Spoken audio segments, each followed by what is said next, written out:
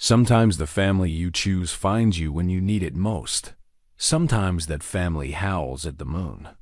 63-year-old Eli Hargrove lives alone in the Montana mountains, building his cabin 30 years ago after people broke his trust. One too many times. When he finds 3 orphaned wolf pups beside their dead mother, the townspeople think he's lost his mind.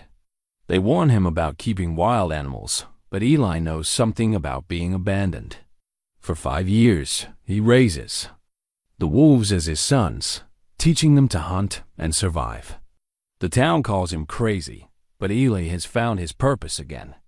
Then Blackstone Industries shows up with mining equipment and legal papers, ready to destroy his mountain home. The corporation thinks they're dealing with one old hermit. They have no idea what happens when you threaten a wolf pack.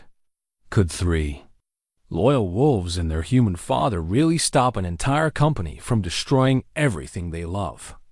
Before we jump back in, tell us where you're tuning in from. And if this story touches you, make sure you're subscribed because tomorrow I've saved something extra special for you. The morning mist clung to Copper Ridge like an old man's beard, soft and gray in the early light. Eli Hargrove stood on his front porch, coffee steaming in his weathered hands, watching the sun paint the Montana peaks in shades of gold and rose. At 63, his body carried the weight of 3 decades in these mountains, shoulders broad but slightly stooped from years of splitting wood, hands scarred from building and rebuilding, beard gone silver white like the frost that kissed his cabin's eaves. The cabin itself told the story of a man who'd learned to depend on no one but himself. Every log had been cut and notched by his own hands, every stone in the foundation placed with the careful precision of someone who understood that out here, mistakes could mean death. The structure sat like a natural growth among the pines, weathered gray wood blending seamlessly with the granite outcroppings that jutted from the mountain's face.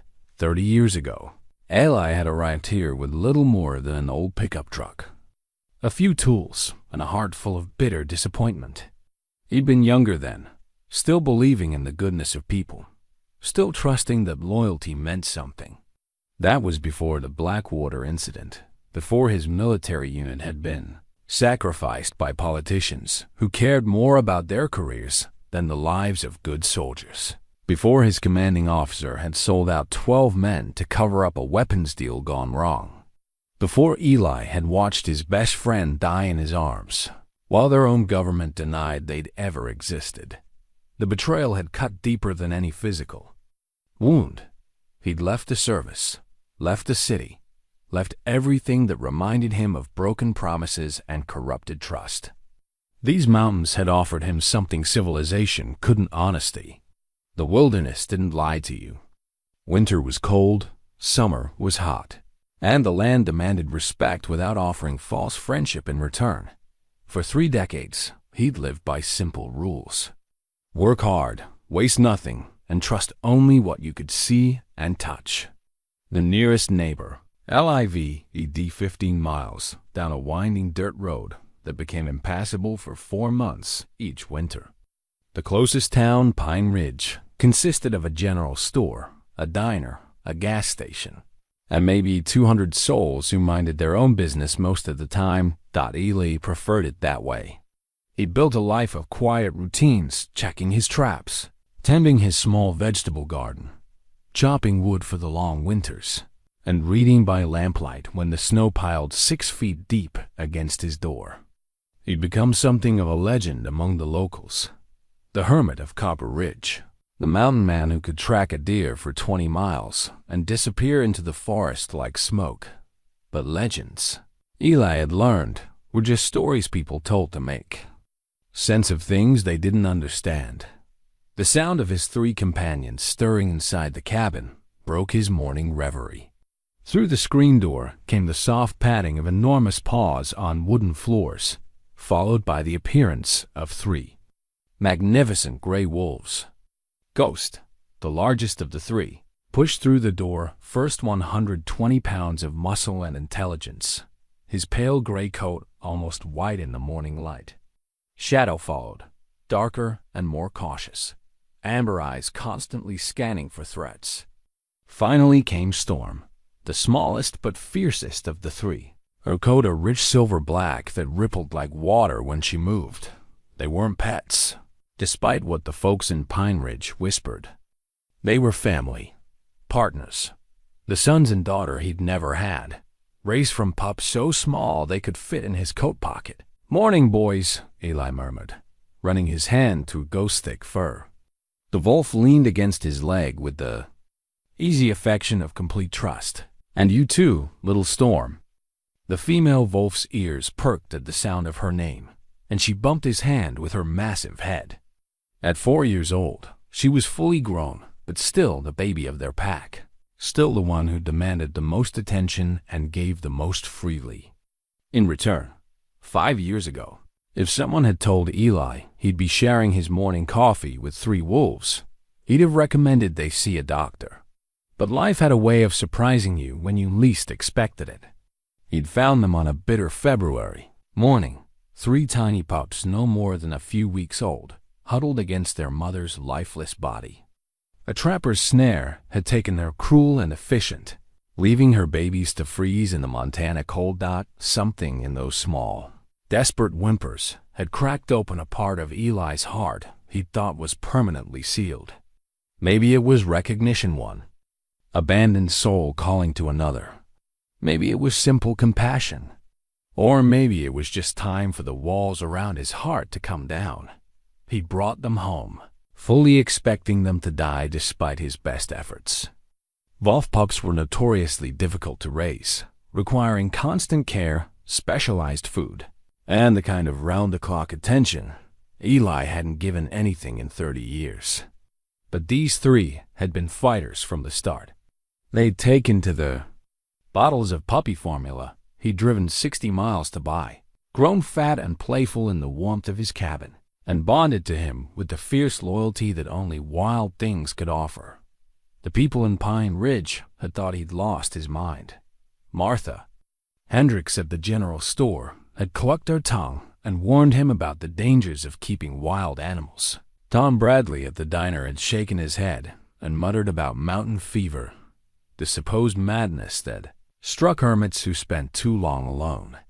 Even Doc Morrison, who'd patched Eli up after a chainsaw accident 3 winters back, had suggested maybe it was time to consider moving closer to town, where he could have proper human companionship. They didn't understand that proper human companionship was exactly what Eli had been avoiding all these years. People lied.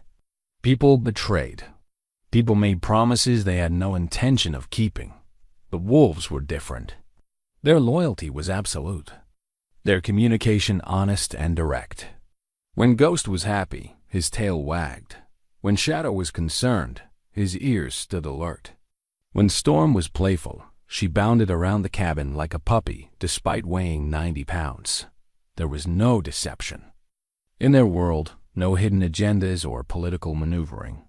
They lived in the present moment, trusting completely or not at all. In many ways, they were better company than most humans Eli had known. The 3 wolves had grown up learning the mountains as Eli had learned them through patience, observation, and respect for the natural order. They could track a deer 4 miles without making a sound, navigate by scent through blizzards that would blind a man, and communicate with each other through subtle body language that spoke louder than words. But they'd also learned things no wild wolf would ever know. How to open the cabin door by working together.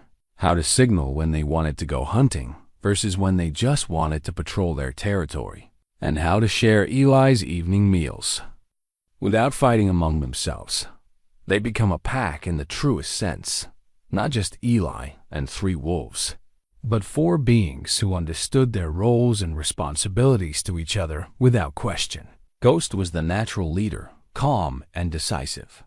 Shadow was the scout, always ranging ahead to check for dangers. Storm was the heart of their family, the one who kept them connected through play and affection. And Eli was their anchor, the one who provided stability and wisdom when the world outside their mountain became threatening.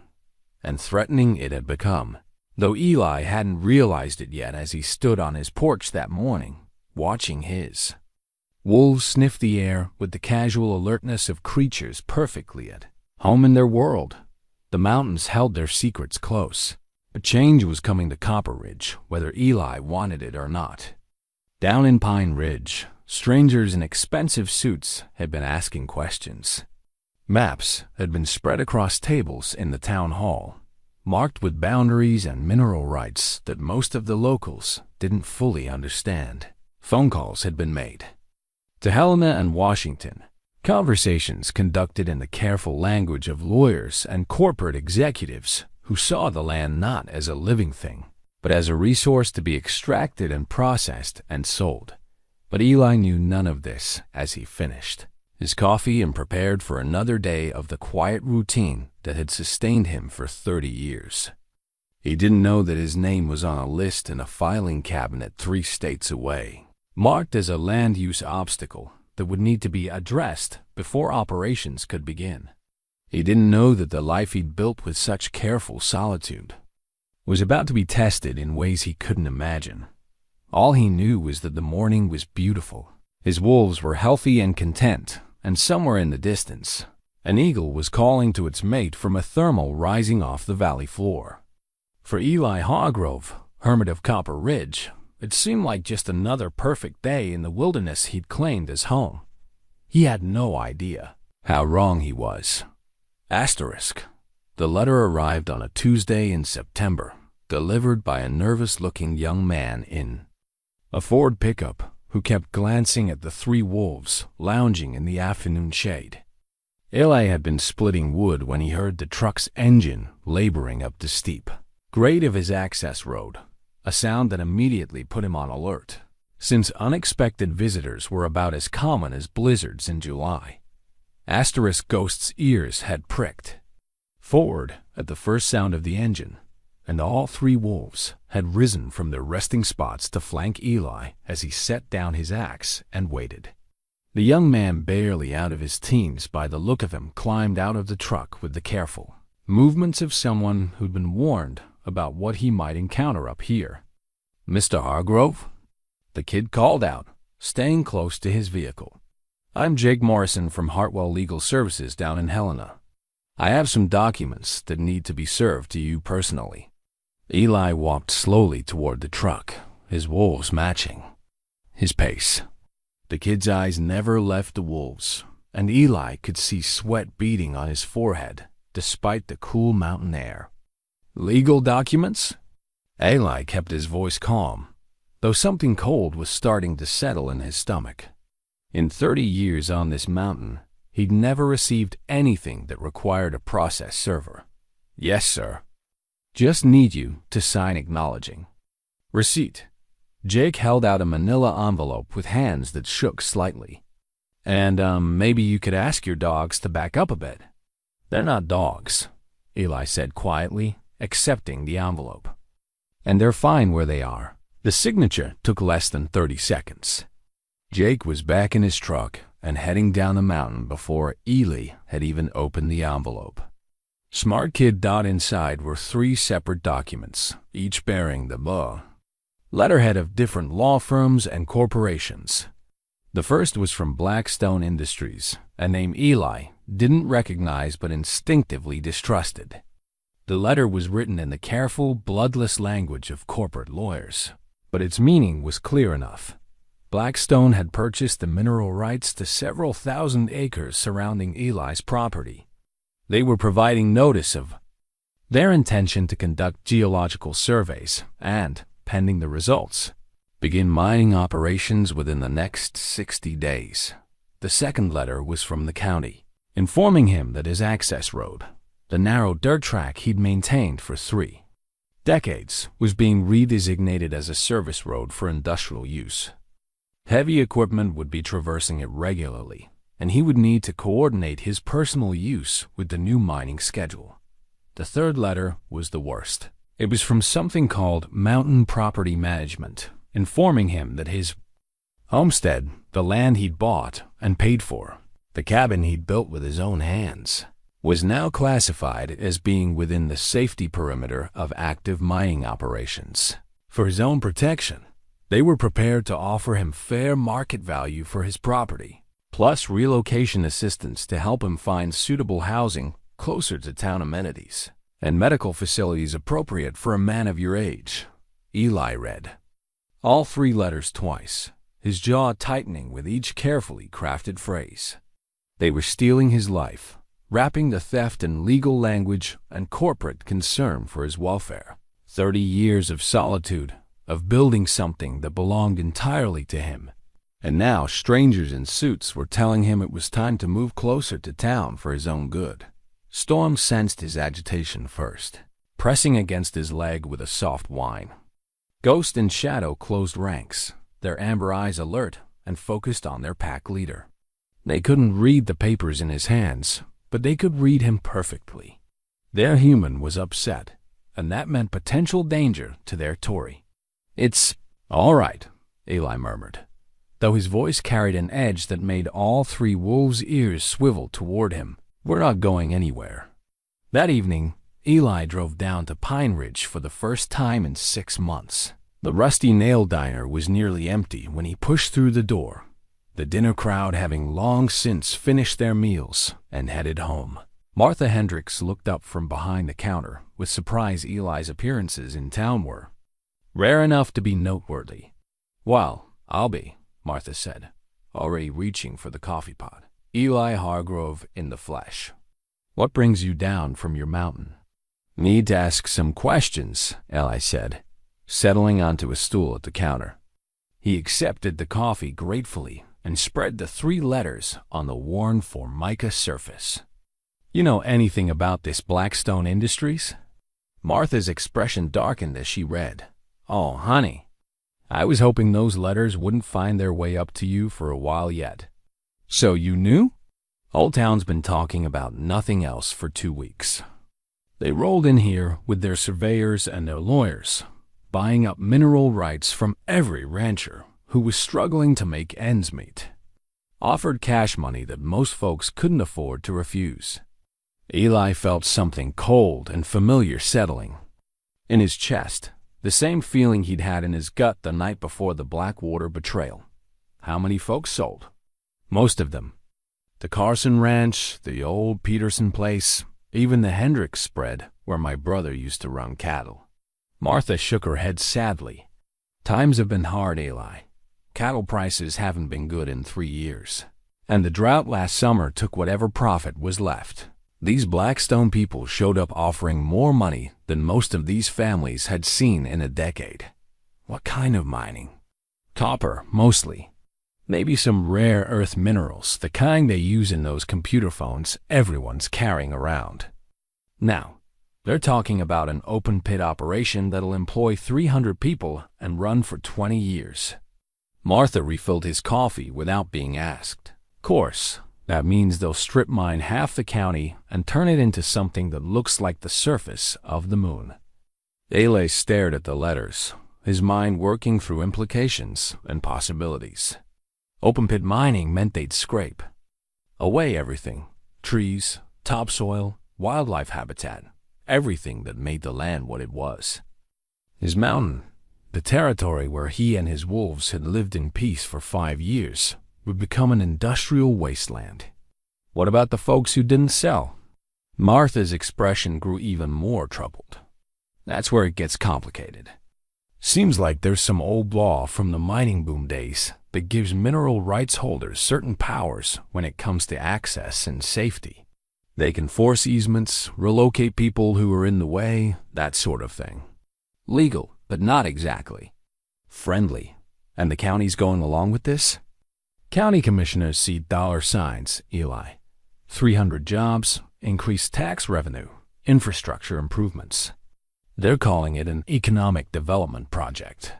Martha leaned across the counter, her voice dropping to a whisper. "But, between you and me, I think there's more to it than that. These Blackstone people have been throwing money around like it grows on trees. New vehicles for the sheriff's department, a generous donation to renovate the town hall, promises of New school and medical clinic. Eli nodded slowly. He'd seen this before, in different countries and under different flags. People with power and money slowly corrupting a system until resistance became impossible. The only difference was that this time they were doing it with lawyers and environmental impact studies instead of guns and threats. How long do I have? According to the notices they posted at Town Hall, surveying starts next week. If they find what they're looking for, and word is they already know they will, construction begins by spring thaw. Martha reached across and touched his weathered hand. I'm sorry, Eli. I know what that place means to you. Eli folded the letters carefully and tucked them into his jacket pocket. What Martha didn't understand, what none of them understood, was that it wasn't just about what the mountain meant to him. It was about what it meant to Ghost, Shadow, and Storm. This was their territory, the only home they'd ever known. Moving them wasn't like relocating a house cat. Wolves were territorial creatures who defined themselves by the land they claimed and defended. And Eli had learned something important during his 5 years with the pack. When your territory is threatened, you don't negotiate. You don't relocate for everyone's convenience. You fight. The drive back up the mountain took him through darkness thick enough to swallow the truck's headlights. But Eli knew every turn, every pothole, every overhanging branch. This was his road, his mountain, his home. And despite what the lawyers and corporate executives thought, he wasn't going anywhere. 3 pairs of glowing eyes watched from the cabin's porch as he pulled up, and Eli felt something settle in his chest that he hadn't experienced in 30 years. It wasn't quite peace, and it wasn't quite anger. It was something harder and more dangerous. Resolve. The mountain had made him strong. His wolves had made him family. And now, for the first time since the Blackwater betrayal, Eli Hargrove had something worth fighting for again. Asterisk. The surveyors arrived 3 days later, just as the morning mist was lifting from the valley. Eli heard their vehicles long before he saw them, diesel engines struggling up the grade, the clank and rattle of equipment being hauled over rough terrain. He stood on his porch with his coffee, watching through the trees as a convoy of white trucks and ATVs made their way toward his property line. Ghost, Shadow, and Storm had been restless all morning, pacing the cabin's perimeter with the controlled agitation of predators sensing an intrusion. Their territory was being invaded by strangers, and every instinct they possessed was telling them to respond accordingly. Easy, Eli murmured, though he felt the same tension coiling in his own muscles. Let's see what they want first. The lead vehicle stopped at the edge of his property, marked by a line of weathered fence posts and orange survey tape that had been there since he'd bought the land 30 years ago. A man in his 40s climbed out, wearing the kind of outdoor gear that cost more than most people made in a month.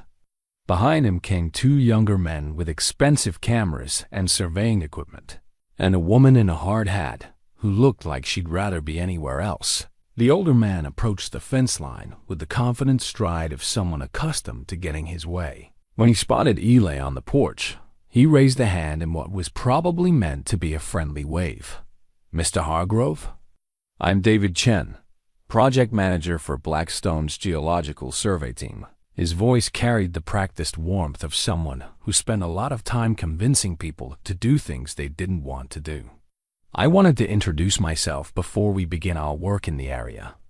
Eli set down his coffee cup and walked slowly toward the fence, his 3 wolves flanking him like a living shadow. He could see Chun's expression change as the wolves became visible, the practiced smile faltering slightly around the edges. Those are some impressive dogs, Chun said, though. His voice had lost some of its earlier confidence. They're wolves, Eli corrected quietly. And this is their territory. Right. Well, Chen consulted a clipboard, clearly trying to regain his professional composure. According to our mineral rights documentation, We have legal access to conduct geological surveys on the property adjacent to yours. We wanted to make sure you're aware of our activities so there won't be any misunderstandings. What kind of activities? Standard procedure for this type of operation. Soil sampling, core drilling, seismic testing. We'll be working in sections, starting with the area about a quarter-mile north of your property line. Chun gestured toward the ridge where Eli often took his wolves hunting. The work should be completed within 2 to 3 weeks, weather permitting. Eli studied the man's face, reading the careful neutrality that came from years of delivering unwelcome news to people who had no power to stop it. And after the testing, that depends on what we find. If the mineral deposits are commercially viable, Blackstone will begin the permitting process for extraction operations. Chun's tone remained professionally pleasant, but his eyes were watching the wolves with obvious concern. Of course, that's still months down the road. Plenty of time for everyone to adjust to the new situation. Shadow had been growing increasingly agitated during the conversation, his ears flat against his head and his hackles slightly raised. The Wolf could sense Eli's tension, and something about the stranger's presence was triggering every territorial instinct in his body. Storm, meanwhile, had positioned herself between Eli and the fence, her amber eyes fixed on Chun with the unwavering focus of a predator evaluating potential prey. "Mr. Chun," Eli said carefully, "I think you should understand something about wolves. They're not like domestic animals. When they claim territory, they defend it. And they don't make exceptions for legal paperwork." Chun swallowed hard, his gaze flickering between Eli's weathered face and the 3 wolves that seemed to be growing larger by the minute. "Are you threatening me, Mr. Hargrove?" "No, sir. I'm educating you." Eli's voice remained calm, but there was steel underneath the words. "These wolves have been running this mountain for 5 years. Every tree, every stream, every game trail is part of their territory now. When your people start drilling and blasting and running heavy equipment through their hunting grounds, they're going to consider that an act of aggression. We have legal rights, so do they. It's called the right of possession by force of nature." Eli gestured toward the vast wilderness stretching away toward the horizon. "You might own the mineral rights, Mr. Chun, but my wolves own everything above ground, and they've never lost a territorial dispute." Chun glanced at his colleagues, who were standing by their vehicles, looking increasingly uncomfortable. The woman in the hard hat was speaking quietly into a satellite phone, probably reporting the conversation to someone higher up the corporate chain. The 2 younger men with the surveying equipment kept glancing at the wolves like they expected an attack at any moment. "Mr. Hargrove, I appreciate your concern for wildlife, but we have a job to do here. Blackstone Industries has invested considerable resources in this project, and we intend to proceed according to our legal rights and environmental permits." "I understand that," Eli replied. "Just like I understand that my wolves don't recognize environmental permits. When they hear explosions and machinery in their hunting grounds, they're going to respond the way wolves have responded to threats for 10,000 years." Storm chose that moment to emit a low rumbling growl, not loud enough to be overtly threatening, but deep enough to make every human present acutely aware that they were standing 30 feet away from 270 pounds of predator. Ghost and Shadow immediately flanked her, their body language shifting from alert observation to active threat assessment. Chun took an involuntary step backward. "I think we're done here for now. But Mr. Hargrove, I want you to understand that Blackstone has dealt with wildlife management issues before. We have protocols in place. I'm sure you do." Eli's smile was thin and cold.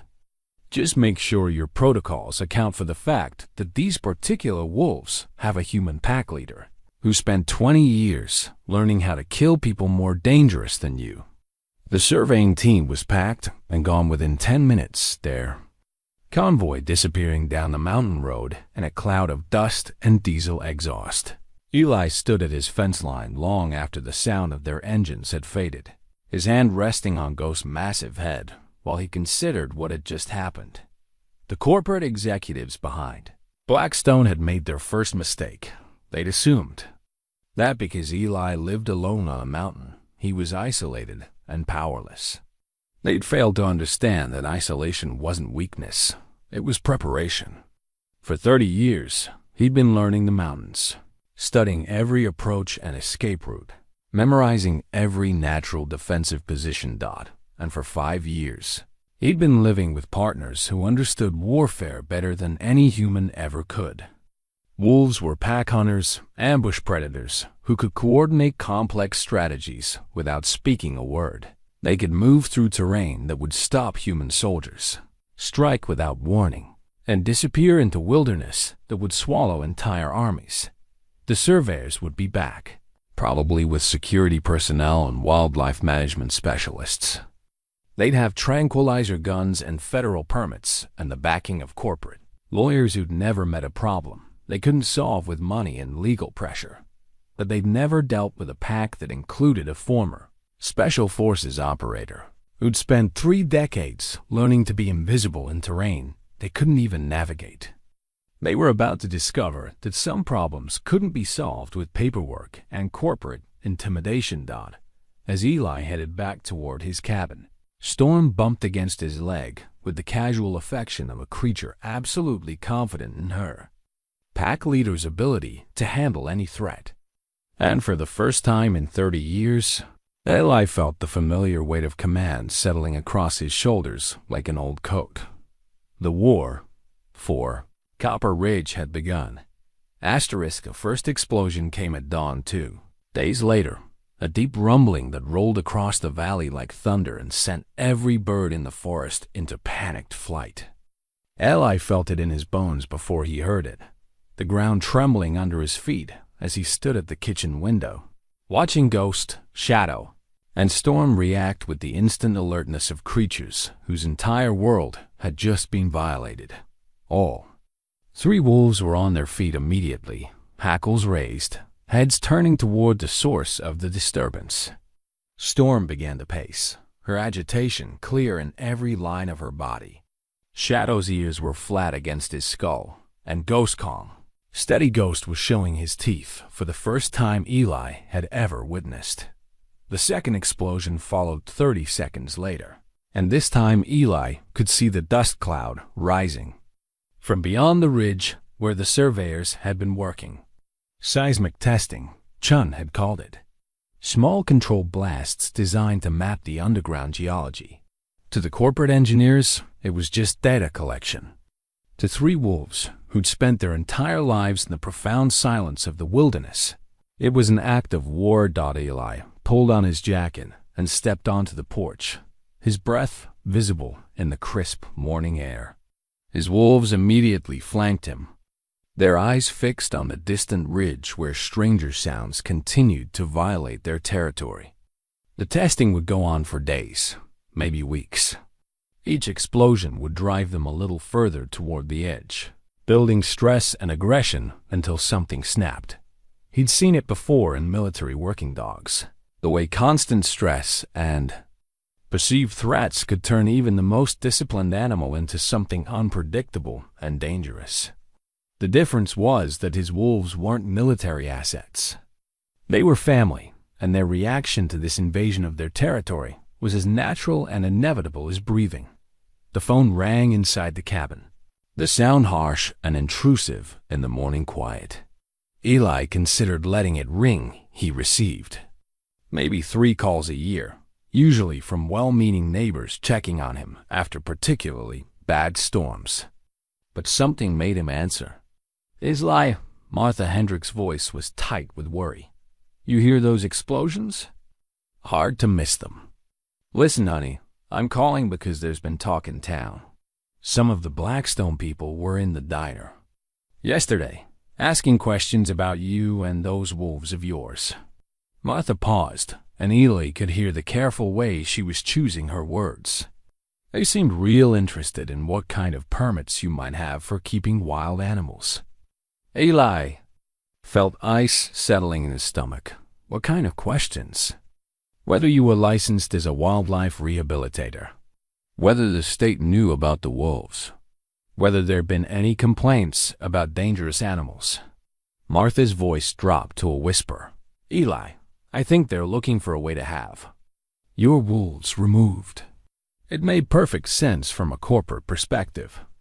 If they couldn't intimidate Eli into selling his property, they'd find another way to neutralize him as an obstacle.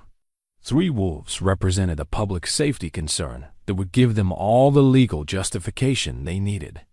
A few phone calls to the right state agencies, maybe some manufactured complaints from concerned citizens, and the wolves would be gone. Problem solved. Thanks for the warning, Martha. Be careful up there. I got a feeling this is about to get a lot more complicated. Eli hung up the phone and stood looking at his 3 companions, who were still agitated by the ongoing explosions. In 5 years, he'd never bothered with permits or licenses for Ghost, Shadow, and Storm. They weren't captive animals being held for exhibition or profit. They were family members who'd chosen to stay with their human pack leader rather than rejoin the wild. But try explaining that to a state wildlife bureaucrat who'd never seen a wolf outside of a zoo. The 3rd explosion was larger than the others, close enough to rattle the cabin windows and send a flock of ravens screaming across the valley. Storm whined and pressed against Eli's leg, seeking reassurance from her pack leader that this invasion of their territory would be dealt with appropriately. I know, girl, Eli murmured, scratching behind her ears. I know it's wrong. We're going to do something about it. But what? He was one man with 3 wolves, facing a corporation with unlimited legal resources and government backing. In a straight fight, he'd lose. In court, he'd lose faster. The only advantage he had was intimate knowledge of terrain that the corporate executives couldn't even pronounce correctly on their geological surveys. That afternoon, Eli took his wolves on a different kind of patrol. Instead of following their usual hunting trails, he led them to observation points that offered clear views of the surveying operation. From a ridge half a mile away, they could see the Blackstone crews working with controlled efficiency drilling. Core samples, setting off small charges, taking measurements that would determine the fate of thousands of acres of wilderness. Ghost seemed to understand that this was reconnaissance rather than hunting. The big wolf settled beside Eli with the patient alertness of a sniper waiting for a target. Shadow and Storm took positions on either flank, their eyes constantly scanning for threats or opportunities. They were learning to see their territory through their pack leader's eyes, not just as hunting grounds, but as a battlefield that would require strategy and coordination to defend. The Blackstone operation was impressive in its scope and organization. They had satellite communications, GPS mapping systems, and enough equipment to supply a small army. But they also had vulnerabilities that became obvious once you knew what to look for. Their vehicles were expensive and delicate, designed for highway travel rather than wilderness conditions. Their personnel were city people wearing expensive outdoor gear, but moving through the forest with the loud, clumsy confidence of tourists. And their entire operation depended on a single narrow access road that wound through 10 miles of wilderness before reaching the main highway. That evening, Eli spread topographical maps across his kitchen table and began planning with the methodical precision of someone who'd spent 20 years learning how small, mobile forces could defeat larger, more conventional enemies. The key was never to fight on the enemy's terms. Instead, you forced them to fight on yours in terrain you knew better, using tactics they couldn't counter with superior resources. The wolves watched him work, their intelligent eyes following his movements as he traced routes and marked positions on the maps. They couldn't understand the symbols and elevation lines, but they could sense their pack leaders' growing focus and determination. Something important was being planned, and they would be ready when the time came to act. Outside, another explosion echoed across the valley, the sound fading into the vast silence of the mountains. But this time, Eli smiled as he listened to it. Each blast was telling him exactly where his enemies would be, when they would be vulnerable, and how they could be stopped. The corporate executives at Blackstone Industries had made their second mistake. They'd assumed that superior resources guaranteed victory. They were about to learn that in the wilderness, intelligence and adaptation were worth more than all the money in the world. Asterisk. The state wildlife officers arrived on a cold October morning, their green trucks winding up the mountain road with the deliberate pace of people who expected trouble. Eli watched them through binoculars from a concealed position a quarter-mile from his cabin. Ghost lying motionless beside him while Shadow and Storm waited in predetermined positions along the approach route. He'd been expecting this visit ever since Martha's warning about the questions Blackstone had been asking in town. What he hadn't expected was the size of the response team 3 trucks carrying at least 8 officers, plus what looked like a veterinarian's van and a trailer that probably contained tranquilizer equipment. Someone had convinced the state that he was harboring dangerous predators that posed an imminent threat to public safety.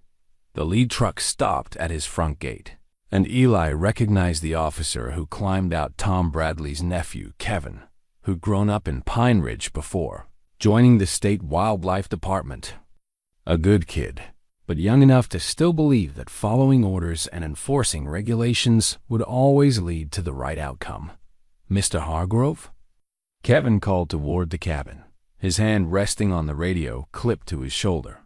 "This is Officer Bradley with Montana Fish, Wildlife and Parks.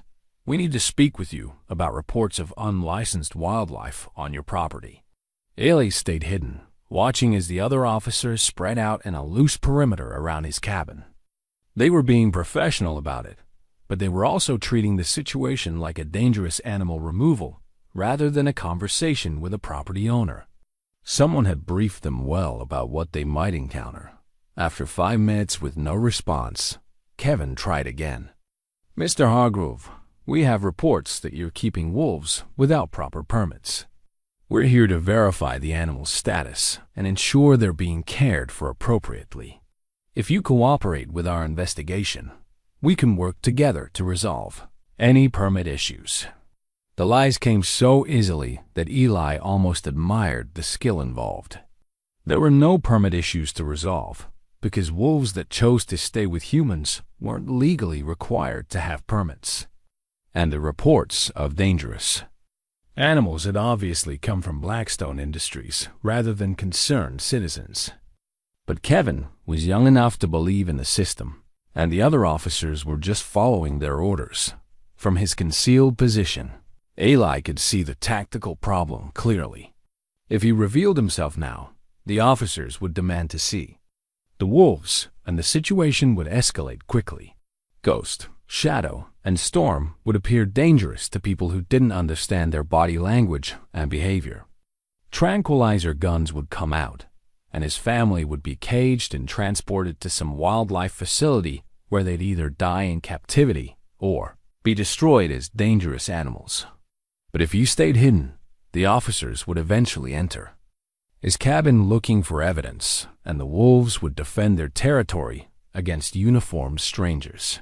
That would end with dead wolves and possibly dead officers, an outcome that would destroy everything Eli had built while giving Blackstone exactly what they wanted. The solution came to him with the clarity of a tactical decision made under fire. He couldn't win this confrontation directly, but he could control how it played out. Eli keyed his radio, a handheld unit he'd bought years ago, for emergency communication, and transmitted on the emergency frequency. He knew the officers would be monitoring. "This is Eli Hargrove," he said quietly into the radio. "I'm currently observing your operation from a concealed position, approximately 400 meters northeast of my cabin. I'm unarmed and willing to cooperate, but I need to explain the situation before anyone gets hurt." The response was immediate. Kevin's voice crackled through the radio with professional calm, though Eli could hear the tension underneath. "Mr. Hargrove, we need you to come out in the open with your hands visible. We're here to conduct a routine investigation." "I understand that, Officer Bradley, but you need to understand that my wolves are not pets or captive animals. They're free-ranging predators who've chosen to live with me as part of their pack. If your people enter their territory without my presence, they're going to defend it." There was a long pause before Kevin responded. "Mr. Hargrove, we have legal authority to investigate reports of dangerous wildlife. We're prepared to handle any situation that might arise." "I'm sure you are," Eli replied. "But are you prepared to explain to Tom Bradley why his nephew shot 3 wolves that were legally free to live wherever they chose? Because that's what's going to happen if this goes wrong." Another pause, longer this time. Eli could see Kevin speaking with the senior officer, probably trying to balance his orders against the increasingly complex reality of the situation. Meanwhile, the other officers were growing more nervous as they realized they were being watched by someone they couldn't see. "Mr. Hargrove, we need to resolve this situation. Will you come down and speak with us?" "I'm coming down now," Eli replied. "But I want you to understand something first. These wolves have been living freely on this mountain for 5 years. They're not attacking people or livestock. They're not causing problems for anyone except corporate executives who want to strip mine their territory. If you remove them from their home, you're not protecting public safety. You're eliminating obstacles to corporate profit." Eli emerged from the tree line with his hands clearly visible, walking slowly toward the cluster of vehicles. He'd left his wolves in position, with hand signals they'd learned over years of hunting together. They would stay hidden unless the situation deteriorated beyond his ability to control it. Kevin Bradley was a younger version of his uncle, honest, straightforward, and genuinely concerned about doing the right thing. But he was also wearing the uniform of an agency that could be influenced by political pressure and corporate donations. "Mr. Hargrove," Kevin said as Eli approached, "we've received reports that you're keeping wolves without proper permits. We need to verify their welfare and ensure they're not a threat to public safety." "What reports?" Eli asked quietly. "From whom?" Kevin consulted his clipboard, though Eli could see he was uncomfortable with the question. The reports came through proper channels. Citizens expressing concern about dangerous predators in the area. "Citizens," Eli repeated, "or employees of Blackstone Industries." The senior officer, a grizzled man in his 50s who'd probably seen enough politics to recognize it when it bid him step forward. "Mr. Hargrove, I'm Sergeant Martinez. Regardless of who filed the reports, we have a legal obligation to investigate. Can you show us these wolves and provide documentation of their status?"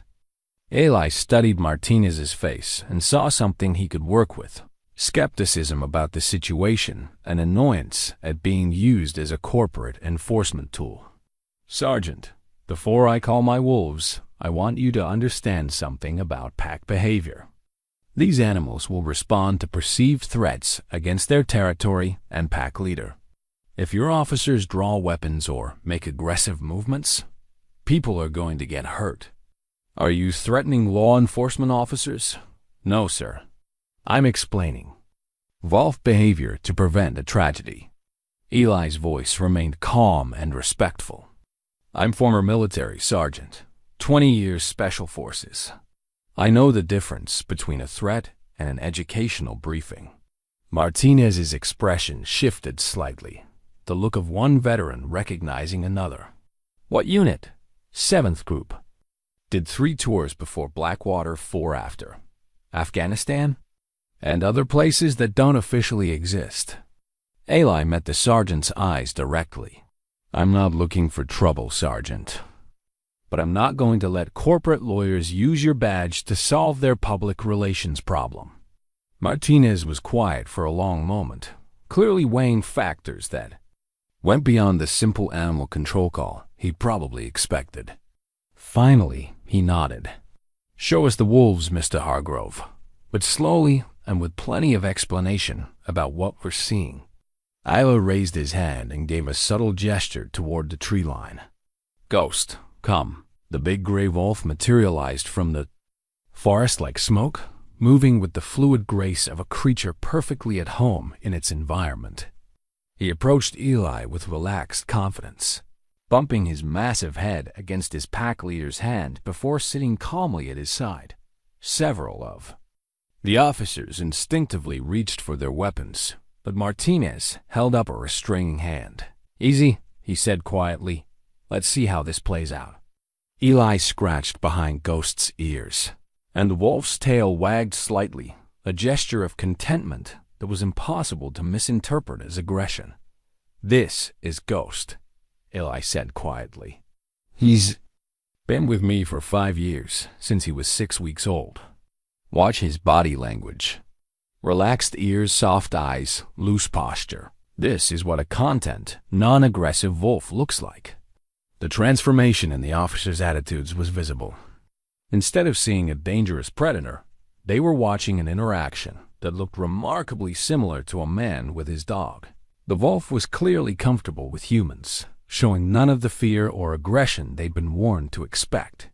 Sergeant Martinez stepped closer, his experienced eyes studying Ghost with the careful attention of someone who'd dealt with genuinely dangerous animals before. "He's impressive," Martinez admitted quietly. "How big?" "About 120 pounds. Shadow and Storm are smaller, but not by much." Eli kept his voice calm and educational, the tone of someone sharing expertise rather than defending his actions. "They're not pets, Sergeant. They're family members who chose to stay with me instead of rejoining wild packs." "Chose?" Officer Bradley looked skeptical. "Wolves don't choose to live with humans. These 3 do." Eli gestured for Shadow to join them, and the darker wolf emerged from his concealment with the same fluid grace as Ghost. "I found them as 6-week-old pups beside their dead mother. Raised them by hand, taught them to hunt, but never restricted their movement. They're free to leave anytime they want. They stay because this is their territory and I'm their pack leader." Shadow approached more cautiously than Ghost, his amber eyes scanning the group of uniformed strangers before accepting Eli's touch. The wolf's body language was alert but not aggressive, the posture of a creature evaluating potential threats without assuming hostile intent. Martinez watched the interaction with growing understanding. Military working dogs? Similar relationship? Different species. Eli scratched Shadow's neck, and the wolf leaned into the contact with obvious trust. These wolves understand pack hierarchy, territorial boundaries, and cooperative hunting strategies better than any human ever could. They're not dangerous to people unless people become dangerous to them. What about livestock? Other wildlife? They hunt elk, deer, and smaller game within their natural territory. No livestock attacks because there's no livestock up here for them to attack. They avoid humans, except for the occasional hiker who gets too close to their den sites during breeding season. Eli's explanation was matter-of-fact, covering the concerns he knew law enforcement would have. In 5 years, there have been no incidents, no complaints from neighbors, and no conflicts with other wildlife. Kevin Bradley was consulting his paperwork again, clearly struggling to reconcile what he was seeing with what he'd been told to expect. "Mr. Hargrove, the reports we received indicated these animals posed an imminent threat to public safety." "Based on what evidence?" Eli asked quietly. "Concerns raised by area residents about aggressive behavior, potential attacks on livestock." "Officer Bradley," Martinez interrupted. "What area residents?" "The nearest neighbor is 15 miles away, and there's no livestock within 30 miles of this location." Kevin's discomfort was obvious as he flipped through his files. The reports came through proper channels. The reports came from Blackstone Industries, Eli said firmly. They want my wolves removed because they're an obstacle to mining operations. Someone in Helena got a phone call from someone with enough influence to mobilize a state response team, and you're the ones who have to carry out orders that don't make sense. Martinez was quiet for a long moment, his experienced eyes moving between Eli, the wolves, and the paperwork that had brought them here. Finally, he nodded slowly. Call the third one.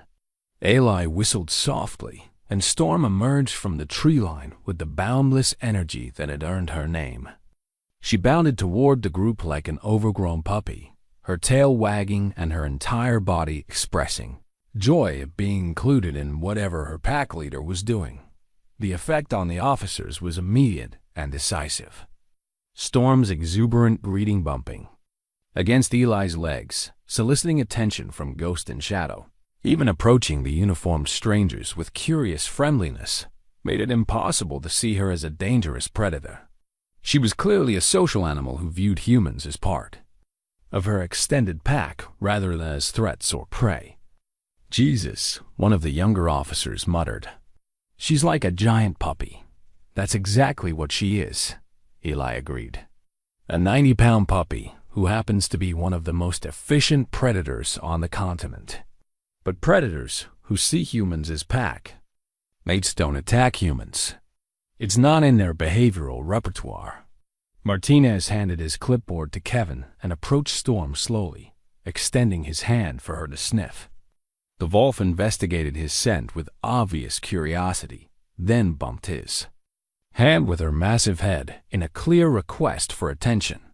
Well, I'll be damned, Martinez murmured, scratching behind Storm's ears. How long since they've had contact with strangers? You're the first people other than me they've interacted with in 2 years, Eli replied.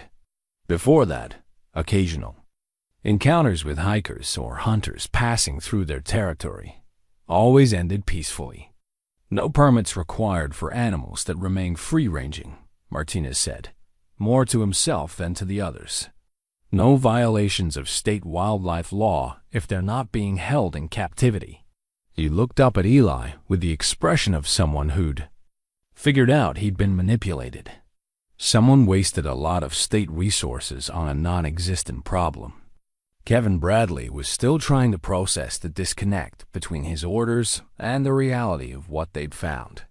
Sergeant, what do we tell Helena? We tell them the truth. 3 wolves living freely on private property. No evidence of aggressive behavior. No threat to public safety, and no violations of state wildlife regulations. Martinez's voice carried the edge of someone who didn't appreciate being used as a corporate enforcement tool. We also tell them that whoever filed these reports provided false information that wasted taxpayer resources. Eli felt relief settling his chest, but he knew the victory was temporary. Blackstone Industries wouldn't give up after one failed attempt to remove his wolves. They'd find another approach, probably more direct and certainly more dangerous. Sergeant, Eli said quietly, I want you to understand something about the people who arranged this visit. They're not concerned about public safety or wildlife management. They want to strip mine this mountain, and my wolves represent an obstacle to their plans. When this approach fails, they'll try something else. Martinez nodded grimly. Corporate pressure on state agencies isn't exactly uncommon. But next time, maybe they'll think twice before filing false reports with law enforcement. As the wildlife officers packed their equipment and prepared to leave, Martinez approached Eli privately. Mr. Hargrove, you handled this situation well. But you should know that corporate influence in Helena runs deep. If Blackstone really wants your wolves gone, they'll find another way. I know, Eli replied, but they'll discover that removing wolves from their territory isn't as simple as filing paperwork and making phone calls. Be careful how far you push this. The law can protect you up to a point, but it can also be used against you if you're not smart about it. 20 years in special forces taught me a lot about being smart, Sergeant. These mountains taught me the rest. Martinez smiled grimly and handed Eli a business card.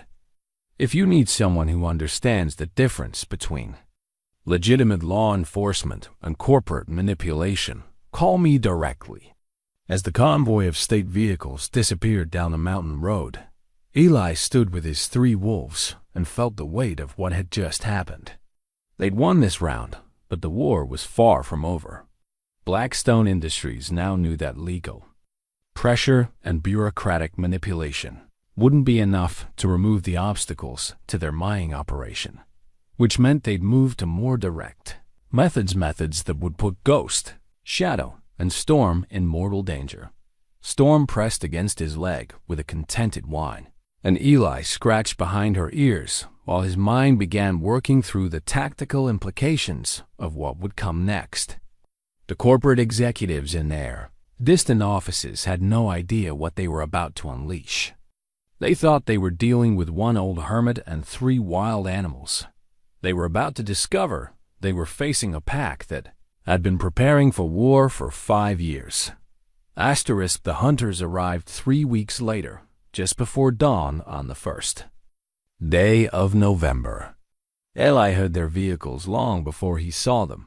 diesel engines and the distinctive whine of a TV's echoing off the valley walls. But these weren't Blackstone surveyors or state wildlife officers. These were professionals moving with the predatory silence of people who killed for a living. Ghost sensed the danger first, his massive head lifting from sleep with the instant alertness of a creature whose survival depended on reading subtle threats. Shadow and Storm were awake immediately after, their amber eyes reflecting the dying embers of the cabin's fire as they registered their pack leader's tension. Through the cabin window, Eli could see muzzle flashes in the pre-dawn darkness, not the controlled illumination of equipment lighting, but the brief, harsh strobes of high-powered hunting rifles. Someone was shooting, and they weren't aiming at deer. The first bullet shattered the window beside Eli's head, sending glass fragments across the kitchen floor where Storm had been lying seconds before. Military-grade ammunition, fired from a precision rifle at long range. Someone was trying to kill him, and they knew exactly where to aim in the dark. "Down!" Eli commanded, and all 3 wolves dropped to the floor with trained efficiency. He'd spent years teaching them to respond to hand signals and voice commands, never imagining he'd need them to understand combat orders. But wolves were natural soldiers, and they'd learned to trust their pack leader's tactical decisions without question. The second shot punched through the cabin's log wall, 6 inches from the first, confirming what Eli already knew. The shooter had night vision equipment and a detailed knowledge of the cabin's layout. This wasn't random violence or hunting season confusion. This was a professional assassination attempt, carefully planned and expertly executed. Eli belly-crawled across the floor to his gun safe, his mind automatically cataloging options and obstacles. 20 years of combat experience kicked in like muscle memory, overlaying the panic of civilian life with the cold calculation of a soldier under fire. He had defensive positions, escape routes, and enough firepower to hold off a small army. But he also had 3 wolves to protect, and they were his primary concern. The third shot hit the propane tank outside the cabin, and Eli heard the distinctive hiss of escaping gas. They weren't just trying to kill him, they were trying to destroy all evidence of what they'd done. A propane explosion would level the cabin and incinerate anything inside, making it look like a tragic accident rather than murder. Ghost was watching him with the unwavering focus of a soldier awaiting orders. Shadow and Storm flanked the big wolf, their body language tense but controlled. They could sense the mortal danger surrounding their territory, that they trusted their pack leader to guide them through it. Eli grabbed his rifle and a tactical vest, then led his wolves toward the cabin's back door. The shooters would expect him to try the front entrance or the window's standard escape routes that could be easily covered by sniper fire. But he built this cabin with combat in mind, including a concealed exit that opened into a natural depression behind the structure. The fourth shot hit the propane tank again, and this time Eli heard the sharp crack of metal failure. They had maybe 30 seconds before the gas reached an ignition source and turned his home into a crematorium. "Move," he whispered, and his wolves followed him through the hidden door into the cold mountain air. They were 20 yards from the cabin when the explosion lit up the valley like a miniature sun, the blast wave knocking all four of them flat against the rocky ground.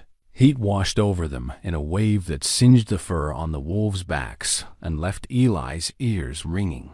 His home of 30 years, every memory, every possession, every trace of the life he built was gone in an instant. But through the ringing in his ears, Eli could hear something that made his blood run cold. Voices calling to each other in the darkness. Professional voices using military terminology and tactical coordination. The explosion had been a signal, not the end of the attack. They were moving in to confirm the kill. "Contact. 12 o'clock, 200 meters, one voice called. "No visual on target," another replied. "Thermal's not picking up anything in." The debris field. Sweep the perimeter. He might have made it out. Eli counted at least 4 distinct voices, all using military radio protocol and advanced surveillance equipment. These weren't local hunters hired to cause trouble.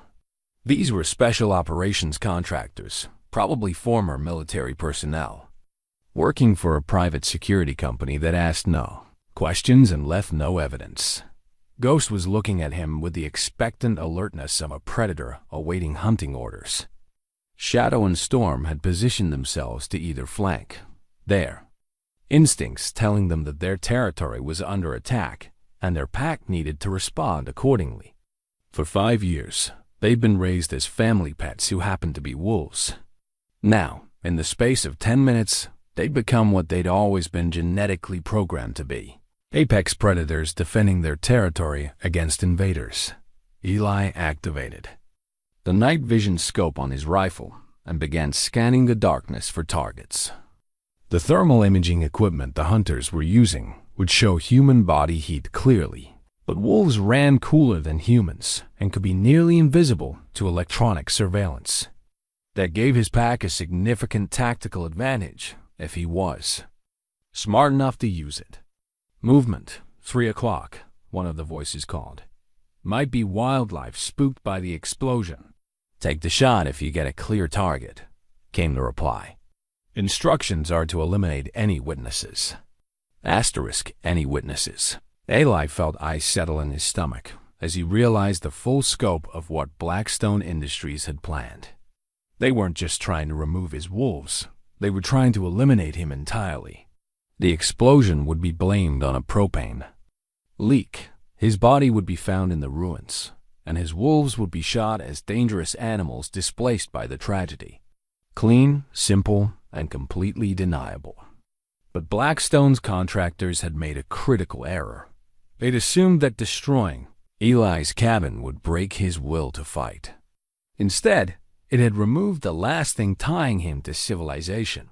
For 30 years, he'd been trying to live a peaceful life away from the violence that had defined his military career. Now, with his home destroyed and his family under direct threat, that attempt at peace was over. "Shadow," Eli whispered, using hand signals to communicate his intentions. "Left flank, 200 meters. Wait for my signal." The dark wolf melted into the forest like smoke, moving with the silent precision of a creature that had spent 5 years learning every tree, rock, and game trail on the mountain. These contractors might have night vision and thermal imaging, but they'd never faced an enemy that could navigate by scent through terrain they'd never seen before. "Storm, right flank. Hold position until they commit." The female wolf disappeared into the darkness with the fluid grace of water finding its level, her silver-black coat rendering her nearly invisible, even to enhanced optics. "Ghost, with me. We're going hunting." The big wolf's ears pricked forward, and Eli could see the predatory intelligence in his amber eyes. For 5 years, Ghost had been learning to hunt elk and deer with pack coordination and tactical precision. Tonight, he would discover that the same skills worked equally well on human prey. Eli checked his rifle one final time and began moving toward the voices in the darkness. The contractors were professionals, but they were operating in unfamiliar terrain against an enemy they didn't understand. They thought they were hunting one old hermit with military training. They had no idea they were facing a pack that had been waiting 5 years for someone to threaten their territory. And unlike every other enemy Eli had faced in 20 years of warfare, this pack didn't follow rules of engagement or worry about collateral damage. The war for Copper Ridge had just become a blood feud, and Blackstone Industries was about to learn why you should never corner a wolf pack. Asterisk. The first contractor died without knowing what killed him. Eli watched through his night vision scope as the man moved through the forest with the confident stride of someone who'd never been hunted by a wolf pack. The contractor was using military movement techniques, staying low, checking corners, maintaining radio contact, but he was thinking like a human fighting other humans. He had no conception of an enemy that could track by scent, move in complete silence, and coordinate attacks without electronic communication. Shadow struck from behind, 95 pounds of muscle and fang, hitting the contractor at knee level and dropping him instantly.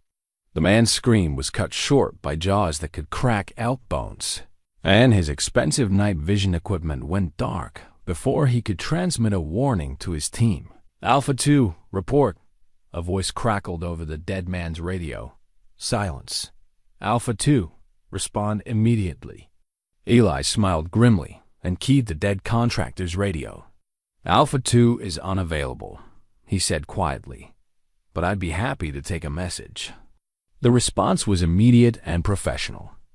All units, we have hostile contact. Target is alive and actively engaging.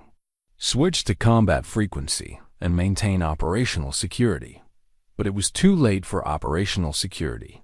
In the 30 seconds it had taken them to realize they were being hunted, Eli's pack had already moved into position around their remaining positions.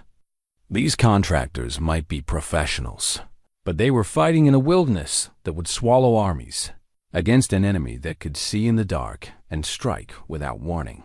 Storm's attack came next, hitting the second contractor as he tried to reach higher ground for better radio reception. The female wolf had learned pack hunting from watching Ghost and Shadow coordinate on elk, but she brought her own innovations to the technique. Instead of going for the legs, she hit the man in the chest, using her momentum to drive him backward, off a rocky ledge into a ravine 20 feet below. Contact. We're under attack by. The transmission cut off. In a wet scream that echoed across the valley. Eli was already moving toward the third contractor's position, Ghost flowing through the darkness beside him like a gray shadow. 20 years of combat experience had taught him that the key to winning asymmetric warfare was speed and confusion. Never let the enemy establish defensive positions or coordinate their response. Hit them hard, hit them fast, and disappear before they could adapt. The third contractor was the team leader, judging by his tactical positioning and the sophisticated communication equipment he carried. He'd found cover behind a fallen log and was trying to establish contact with whoever had sent them, his voice tight with the controlled panic of someone realizing his mission had gone catastrophically wrong. Control, this is Hunter 6. We have multiple casualties and are taking heavy fire from unknown hostiles. Request immediate extraction and air support. Eli settled into a sniper position 60 meters away and centered his crosshairs on the man's head. Through his scope, he could see the contractor's face clearly young, competent, probably former military like himself. Under different circumstances, they might have been allies. But this man had come to his mountain to kill his family, and that made him an enemy deserving no mercy. The rifle's report echoed across the valley like thunder, and the contractor's radio went silent permanently. Ghost, Eli whispered. Find the fourth one. The big wolf lifted his head, and tested the air, his sensitive nose sorting through the complex scents of gunpowder, blood, and human fear. After a moment, he looked toward a cluster of boulders 200 meters to the north and growled softly. The fourth contractor was the smartest of the group. He'd found defensible terrain and was using his radio to call for backup rather than trying to engage an enemy he couldn't see or understand. But intelligence and caution could only do so much when you were surrounded by predators that had spent 5 years learning every hiding place on the mountain. Control, this is Hunter 4. The entire team is down except for me. I repeat, Hunters 1, 2, and 3 are KIA. Whatever intel you had on this target was wrong. This isn't one old hermit. This is a coordinated defensive operation with multiple shooters and advanced tactics. Eli had to admire the man's professionalism, even as he prepared to kill him. The contractor was trying to save future teams from walking into the same trap, warning his handlers that their intelligence was fatally flawed. Too bad for him that there wouldn't be any future teams. Shadow appeared above the contractor's position like smoke, having used a game trail that wound through the rocks to get behind his defensive position. The Wolf waited for Eli's signal. His amber eyes locked on the target below. Storm emerged from the opposite direction, cutting off the contractor's escape route with the patient precision of a predator that had learned to hunt cooperatively. The man was trapped between 2 wolves and a sniper, but he didn't know it yet. Control, I need immediate extraction.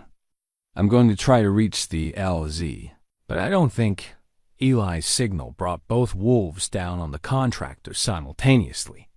Shadow hit him from above, while Storm struck from the side, and the man's final radio transmission dissolved into screams that faded quickly in the vast silence of the wilderness. Silence settled over the valley like a blanket, broken only by the distant crackling of the burning cabin and the soft patting of paws on stone as Eli's wolves returned to his position. 4 professional killers had entered their territory with the intention of murdering their pack leader and destroying their home. Now 4 professional killers were feeding the ravens and coyotes, their expensive equipment scattered across the mountain like broken toys. But Eli felt no satisfaction in the victory. These contractors were just the opening move in a larger game, and their deaths would bring consequences that would test his pack's survival skills in ways they'd never faced before. Ghost returned first, his muzzle dark with blood that wasn't his own. The big wolf pressed against Eli's leg with the confident affection of a predator that had successfully defended his territory, but his ears remained alert for new threats. Shadow and Storm appeared moments later, their body language reflecting the heightened awareness that came after combat. Eli gathered the contractors' RDIO equipment and began monitoring their communication frequencies.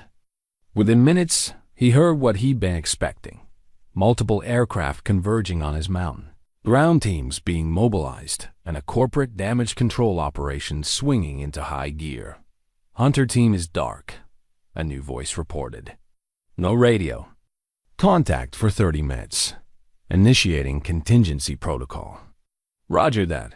Cleanup teams are en route. ETA 20 minutes. Medical standing by at LZ Beta. Negative on medical. This is a body recovery operation now. Eli smiled grimly as he listened to the corporate machinery adapting to the loss of their assassination team. They'd expected a quick, clean operation. Kill the hermit, burn the evidence, and report a tragic accident. Instead, they'd lost 4 trained operators and gained a problem that couldn't be solved with money or legal pressure. But they were also escalating rapidly. The aircraft he could hear approaching weren't helicopters. They were fixed-wing planes that could carry larger teams and heavier equipment. Blackstone Industries was moving from assassination to military-style assault, and Eli's pack would need every advantage they could find to survive what was coming. He led his wolves away from the immediate area, using game trails and natural cover to avoid the thermal imaging equipment he knew the incoming teams would be carrying. His cabin was gone, along with most of his survival supplies and all of his military equipment except what he grabbed during the escape. They were now fugitives in their own territory, hunted by an enemy with unlimited resources and no concern for legal constraints. But they were also apex predators fighting on their home ground. With 30 years of wilderness experience and 5 years of pack coordination on their side, the corporate executives in their climate-controlled offices had no idea what they'd unleashed by threatening a wolf pack's territory. They thought they were dealing with a public relations problem that could be solved with violence. They were about to discover they'd started a war with an enemy that didn't recognize surrender, negotiate defeat, or leave survivors who could testify against them. As the sound of approaching aircraft grew louder, Eli found a concealed position in a natural cave system he discovered years earlier. His wolves settled around him with the patient alertness of creatures preparing for a siege, their amber eyes reflecting the distant glow of his burning home. "This isn't over," Eli murmured, scratching behind Ghost's ears as the big wolf leaned against him. "They came to our mountain. They burned our home. They threatened our pack. Now they're gonna learn what happens when you declare war on a family that's been preparing for this fight for 5 years." The sound of helicopters filled the valley as corporate cleanup teams arrived to sanitize the scene and prepare for the next phase of their operation. But deep in the cave system that had sheltered his ancestors for thousands of years, Eli Hargrove was no longer thinking like a hermit trying to protect his peaceful life. He was thinking like a special forces operator planning the total destruction of an enemy that had made the fatal mistake of attacking his family. And this time, he wouldn't be fighting alone. He'd be fighting with 3 wolves who understood loyalty, territory, and revenge better than any human ever could. The corporate war against Copper Ridge was about to become very personal and very deadly. Dawn brought helicopters and the harsh mechanical sound of a military operation in full deployment. From his concealed position in the cave system, Eli counted 6 aircraft, 2 transport choppers, 2 gunships, and 2 smaller reconnaissance birds that circled the valley like mechanical vultures. The corporate cleanup had become a corporate invasion, and his mountain was now a battlefield. Through binoculars taken from one of the dead contractors, he watched armed teams fast rope from the transport helicopters onto the smoking ruins of his cabin. Professional soldiers in tactical gear, moving with the coordinated precision of a unit that had done this kind of work many times before. Not corporate security guards or local law enforcement. These were military contractors who specialized in situations that couldn't be handled through legal channels. Ghost lay beside him, the big wolf's amber eyes fixed on the invaders below with the unwavering focus of a predator studying prey. Shadow and Storm flanked them in the cave mouth, their body language tense but controlled. They could sense their pack leader's heightened alertness, and they were ready to follow his lead into whatever came next. The tactical radio Eli had taken from the dead team leader crackled with professional communication. "Base, this is Strike. Team Alpha, we have 4 KIA at the primary location.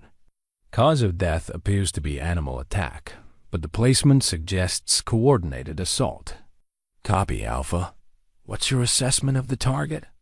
"Target is definitely alive and operating with unknown assets. The defensive positions and attack patterns indicate military training and local knowledge. We're dealing with a professional, not a civilian hermit." Eli smiled grimly at the admission. It had taken them 4 dead contractors to realize they weren't hunting an easy target. But they were still thinking in conventional terms, military versus military, professional versus professional. They had no conception of an enemy that included 3 apex predators who could move through terrain that would stop human soldiers and strike without the limitations of human rules of engagement. "Alpha, proceed with Phase 2. Establish a perimeter and begin systematic clearing operations." Rules of engagement are weapons-free. Anything that moves is a target. Roger that, base. Be advised, we have local wildlife activity. Multiple large predators in the area.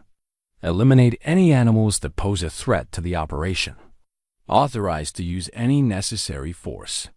The casual order to kill his wolves sent ice through Eli's veins.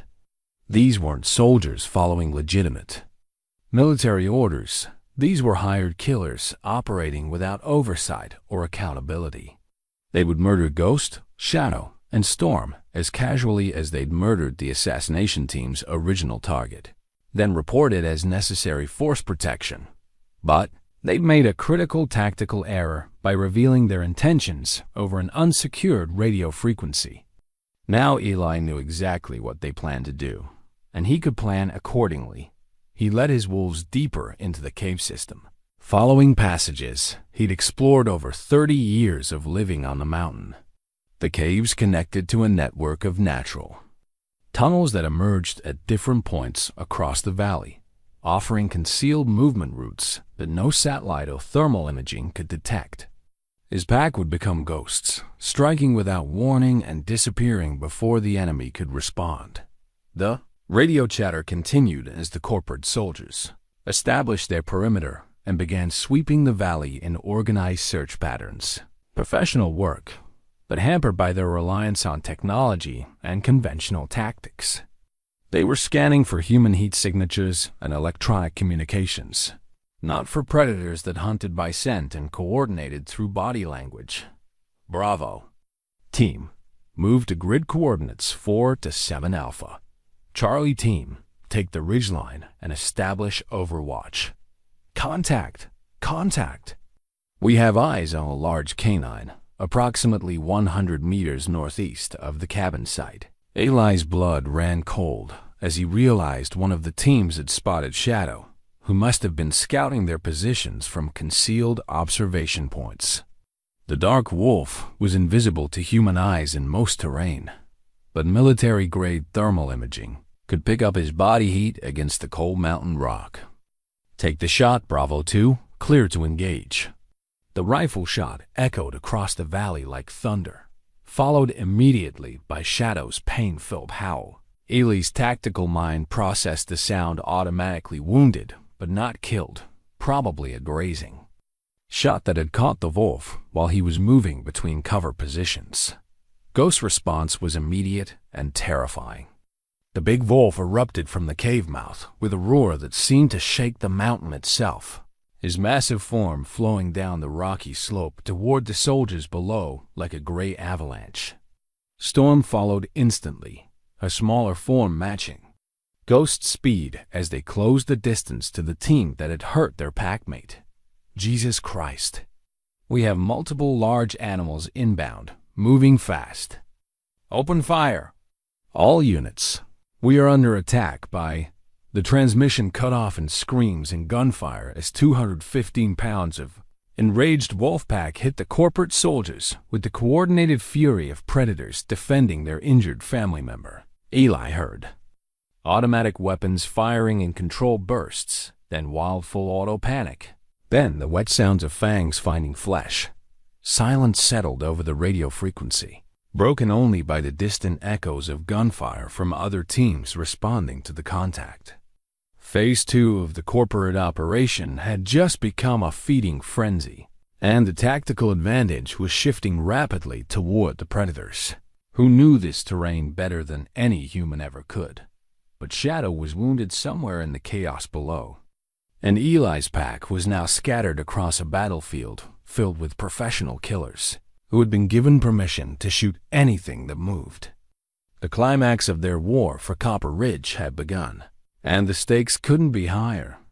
Eli found Shadow in a rocky crevice 300 meters from where the gunfight had erupted. The dark wolf's left shoulder torn by a high-velocity round that had carved a deep furrow through muscle and fur. The wound was serious, but not fatal. Shadow could still move, though his mobility was compromised. More importantly, his amber eyes still held the fierce intelligence that made him such an effective pack member. "Easy, boy," Eli murmured, examining. the wound with hands that remembered field medical training from 20 years ago.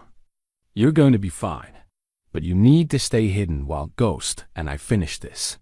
Shadow whined softly and tried to rise, his instincts telling him to rejoin the fight despite his injury. But Eli's hand on his neck kept him down, the pack hierarchy asserting itself even in the chaos of combat. The wounded wolf settled reluctantly, understanding that his pack leader's orders took precedence over his desire for revenge. The tactical radio crackled with increasingly desperate reports from the surviving corporate soldiers. Base, this is Charlie team. Bravo team is down. Repeat. Bravo team is not responding. We have multiple KIA and are taking heavy casualties from unknown hostiles. Charlie, this is base. What is your tactical assessment? Sir, we're not fighting humans. These are large predators, possibly wolves, operating with coordinated pack tactics. They're using the terrain to conduct hit-and-run attacks, then disappearing before we can acquire targets. Negative, Charlie. Your mission parameters haven't changed. Eliminate all threats and secure the area. Ellie smiled grimly as he listened to the corporate commander's refusal to acknowledge the reality of what his soldiers were facing. The man was probably sitting in a climate-controlled command center 3 states away, staring at computer screens that showed tactical positions but couldn't convey the primal terror of being hunted by apex predators in their own territory. Ghosts. Howl echoed across the valley, not the pain-filled cry that Shadow had made when wounded, but the deep, resonant call of an alpha wolf rallying his pack for a coordinated assault. Storm answered immediately from a different position, her higher-pitched voice adding a note of wild fury to the communication. Jesus, they're calling to each other. One of the corporate soldiers whispered over the radio. They're organizing for another attack. All teams, establish defensive positions and maintain overlapping fields of fire. Use thermal imaging to track movement and engage any heat signatures that aren't human. But thermal imaging was useless against predators that could use natural cover to mask their heat signatures and approach from downwind, through terrain that would challenge mountain goats. Ghost and Storm had spent 5 years learning every hidden approach to every position on the mountain, and they were using that knowledge with the tactical precision of special operations soldiers. The next attack came from 3 directions simultaneously. Ghost hit the main body of Charlie team from above, using a natural rock slide to mask his approach until he was close enough to strike. Storm flanked them from the left, her smaller size allowing her to move through terrain the larger wolf couldn't navigate. And Eli provided sniper fire from a concealed position 600 meters away, his rifle picking off targets who were focused on the immediate threat of the wolves. The corporate soldiers were professionals, but they were fighting an enemy that combined human intelligence with predatory instincts that had been refined by millions of years of evolution. When Ghost's massive form erupted from behind a boulder 30 feet away, their training told them to engage with controlled fire and tactical movement. Their survival instincts told them to run screaming into the forest. The conflicting responses created fatal hesitation. In the seconds it took the soldiers to choose between training and terror, Ghost was among them, with the fluid grace of water finding its level. Storm hit them from the flank while they were focused on the larger threat, and Eli's rifle eliminated anyone who tried to establish decisive fire. Within 90 seconds, Charlie team had been reduced from 8 professional soldiers to scattered body parts feeding the ravens. The corporate invasion of Copper Ridge was collapsing into a massacre, and the surviving teams were beginning to understand that they were facing something outside their experience or training. Base, this is Alpha Team. Charlie and Bravo are down. I repeat, we have lost contact with 2 full teams, requesting immediate extraction and air support. Negative, Alpha. Complete your mission. Sir, with respect, we need to abort this operation. We're taking casualties from an enemy we can't identify or engage effectively. Alpha Team, you have your orders. Eliminate the target and secure the area. Eli could hear the desperation in the team leader's voice as he realized his corporate handlers were willing to sacrifice every soldier on the mountain rather than admit their operation had failed. But he could also hear something else, the sound of helicopter rotors growing louder as the gunships moved into attack positions. The corporate executives had decided that if their ground teams couldn't handle 3 wolves and 1 hermit, they'd solve the problem with air-to-ground missiles and heavy machine guns.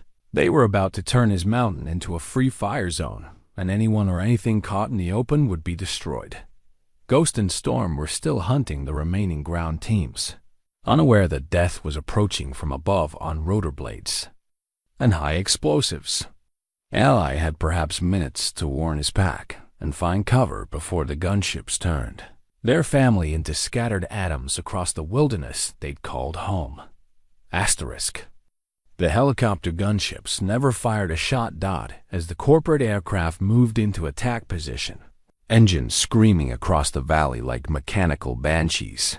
Sergeant Martinez and 3 FBI agents appeared on the mountain road below. Their vehicles climbed the grade with the steady persistence of law enforcement officers who'd finally gathered enough evidence to act, and their radio transmissions cut through the corporate frequency like a blade through silk. This is Federal Agent Sarah Chun, FBI. All aircraft are ordered to withdraw immediately. This area is now under federal investigation for multiple violations of federal law. Negative, federal agents, came the reply from the lead gunship. This is a private security operation conducted under legitimate authority. Stand down immediately or face federal charges for interfering with an ongoing investigation. Eli listened to the exchange with grim satisfaction as he helped Shadow limp toward the cave system where they could wait out whatever was about to happen. The corporate executives at Blackstone Industries had made a fatal error.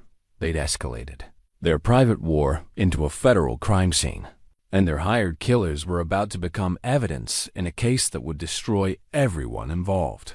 Ghost and Storm emerged from the forest like gray shadows, their muzzles dark with blood, but their eyes bright with the satisfaction of successful hunters.